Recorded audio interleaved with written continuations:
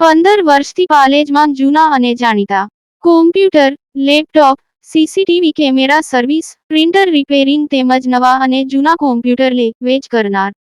Admission form તેમજ તમામ સરકારી ફોર્મ ઓનલાઈન ભરી આપવામાં આવશે.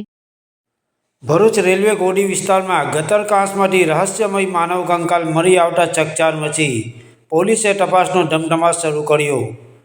ભરૂચ શહેરના રેલવે ગોડી વિસ્તારમાં આવેલા ગટરકાંસમાંથી રહસ્યમય રીતે માનવ કંકાલ મળી આવતા સમગ્ર વિસ્તારમાં ચકચાર મચી જવા પામી હતી. કંકાલ મળી આવવાની ઘટનાને પગલે આસપાસના વિસ્તારમાં લોકોના ટોળેટોળા એકત્ર થયા હતા અને ઘટનાને લઈને અનેક તર્ક વિતર્ક શરૂ થયા છે. પ્રાપ્ત માહિતી અનુસાર રેલવે ગોડી વિસ્તારના ગટરકાંસમાં એક આખલો ફસાઈ ગયો હતો. આખલાને ગટરકાંસમાંથી બહાર કાઢવા માટે કામગીરી હાથ ધરવામાં આવી હતી. દરમિયાન ગટરની અંદર તપાસ કરતા ત્યાંથી માનવ કંકાલ મળી આવ્યો હોવાનું સામે આવ્યું હતું.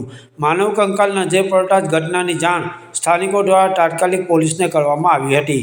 ઘટનાની જાણ થતાં પોલીસની ટીમ તેમજ સ્થાનિક પ્રશાસનની ટીમ તાત્કાલિક સ્થળ પર પહોંચી હતી. પોલીસે સમગ્ર સ્થળનું નિરીક્ષણ કરી કંકાલને બહાર કાઢવાની કામગીરી હાથ ધરી હતી. કંકાલ મળી આવતા પોલીસ દ્વારા ઘટનાની ગંભીરતાથી લઈ તેની ઓળખ અને કંકાલ કેટલા સમયથી ગટરકાંસમાં પડેલો હતો તે અંગે તપાસ શરૂ કરવામાં આવી છે. માનવ કંકાલ કોનો છે, તે અહીં સુધી કેવી રીતે પહોંચ્યો અને તેની પાછળ કોઈ ગુનાહિત ઘટના સંકળાયેલી છે કે કેમ તે સહિતના અનેક સવાલો હાલ ઊભા થયા છે. જોકે આ અંગે હાલમાં કોઈ ચોક્કસ માહિતી સામે આવી નથી.